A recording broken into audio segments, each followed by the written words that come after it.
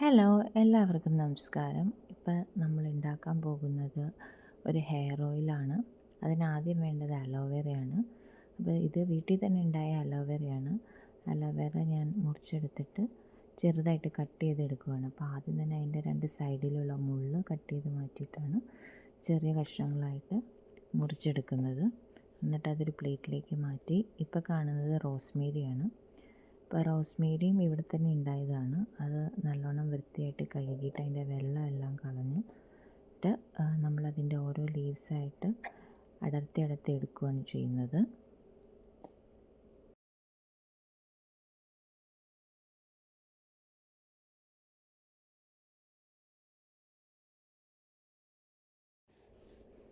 ഇനി നമുക്ക് വേണ്ടത് കുറച്ച് പനിക്കൂർക്കയിലയാണ്. അതും വാഷ് ചെയ്ത് വെള്ളമെല്ലാം കളഞ്ഞിട്ട് ഞാൻ ഒരു പ്ലേറ്റിലെടുത്തിട്ടുണ്ട്.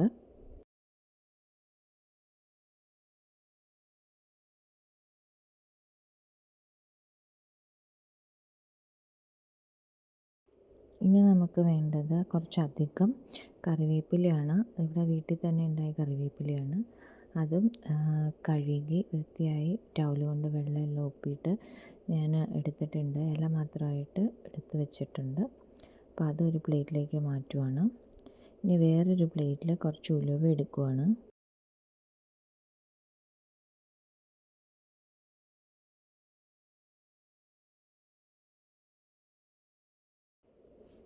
ഇനി കുറച്ച് കരിഞ്ജീരകം അതും എടുക്കുന്നുണ്ട്.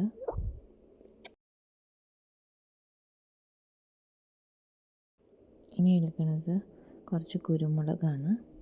മുഴുവനുള്ള കുറച്ച് കുരുമുളക് എടുത്തിട്ടുണ്ട്. ഇതെല്ലാം നമുക്കൊന്ന് ക്രഷ് ചെയ്തെടുത്ത് മാറ്റാം. അടുത്തതായിട്ട് പാൻ ചൂടാക്കിയിട്ട് എണ്ണ ഒഴിച്ചിട്ട് നമ്മൾ ക്രഷ് ചെയ്ത് വെച്ച ഈ മിക്സ്ചറെല്ലാം കൂടി നമ്മുടെ എണ്ണയിലേക്ക് ഇടുവാണ്.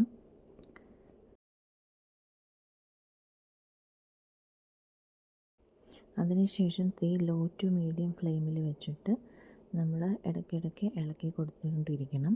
തീ ഒരിക്കലും ഹൈ ഫ്ലെയിമിൽ വെക്കരുത്. ഹൈ ഫ്ലെയിമിൽ വെച്ച് കഴിഞ്ഞാൽ പെട്ടെന്ന് നമ്മളിട്ട മിക്സ്ചറെല്ലാം കത്തിപ്പോയിട്ട് എണ്ണ കേടായി പോവും.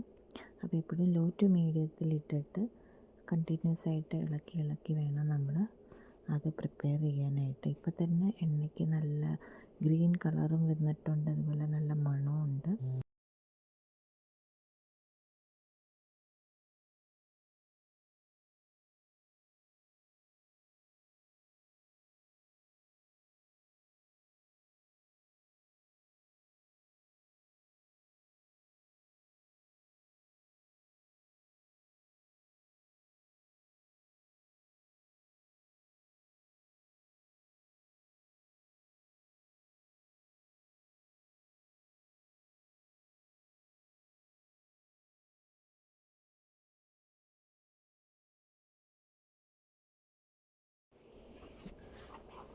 നമ്മൾ മണലിട്ട് ഇളക്കുമ്പോൾ ഒരു ഒച്ച കേൾക്കുമല്ലോ, അപ്പോൾ അതുപോലത്തെ ഒരു സൗണ്ട് വന്നതാണ് എണ്ണയുടെ പാകം എന്ന് പറയുന്നത്.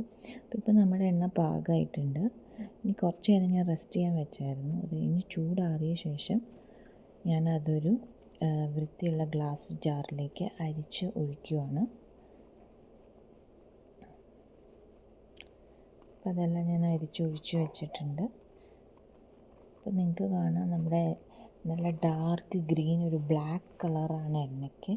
നല്ല മണമുണ്ട്. ഈ എണ്ണയാണ് ഞാൻ എപ്പോഴും യൂസ് ചെയ്യാറ്. ആവശ്യം പോലെ കുറച്ച് കാച്ചി വയ്ക്കുകയുള്ളൂ, കുറച്ച് അധികം കാച്ചി വയ്ക്കാറില്ല. അപ്പോൾ എല്ലാവർക്കും ഇഷ്ടമായ ട്രൈ ചെയ്ത് നോക്കൂ.